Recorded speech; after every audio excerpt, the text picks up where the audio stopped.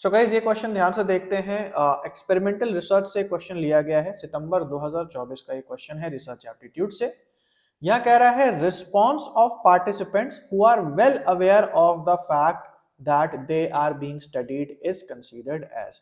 कह रहा है कि अगर जो पार्टिसिपेंट्स हैं वो इस बात के लिए वेल अवेयर हैं, भली भांति इसको जानते हैं कि दे आर बीइंग स्टडीड, कि उनकी स्टडी हो रही है। वो जो रिस्पॉन्स करेंगे, वो जो आंसर देंगे, कोई एक्सपेरिमेंटर है उसको इवेल्युएट करेगा, उसको देखेगा, उसको सुनेगा और जज करेगा, है ना। तो इससे क्या होता है कि जो पार्टिसिपेंट्स हैं उनका बिहेवियर थोड़ा सा अलग हो जाता है एक्चुअल बिहेवियर से। तो इसको हम क्या कहते हैं, इस प्रकार के रिस्पॉन्स को हम क्या कहते हैं, किस प्रकार का प्रभाव ये कहलाता है? Direct response, intentional response, desire effect या रिएक्टिव इफेक्ट।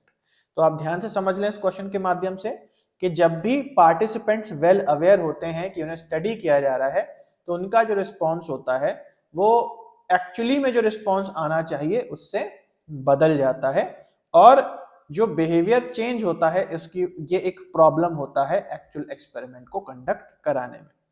जैसे मान लीजिए कि आप ऑफिस डेली लेट जाते हैं, कभी 10 बजे, कभी 10:15 बजे, कभी 10:30 बजे, लेकिन मान लीजिए कि अगले दिन से जो है कैमरास लग गए हैं, सीसीटीवी कैमरा लग गए हैं आपके ऑफिस में।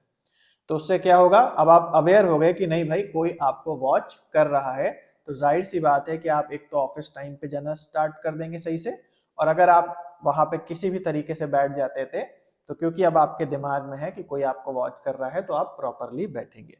इंटरव्यूज में भी यही होता है, इनफैक्ट डेटा कलेक्शन के समय भी यही होता है कि जब पार्टिसिपेंट्स को ये पता ही नहीं होता है कि कोई उनका डेटा कलेक्ट कर रहा है, तो वो बिल्कुल एक्चुअल रिस्पॉन्स करते हैं क्योंकि उनको बिल्कुल नहीं कुछ पता होता। जैसे एथनोग्राफी में हम देखते हैं कि रिसर्चर चुप छुपा के जाता है डेटा कलेक्ट करने ताकि अपना ओरिजिनल डेटा वो दें।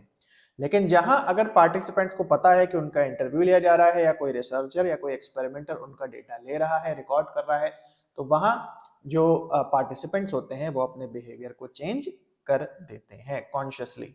तो इस प्रकार के इफेक्ट को हम कहते हैं रिएक्टिव इफेक्ट, और ऑप्शन नंबर 4 सही है।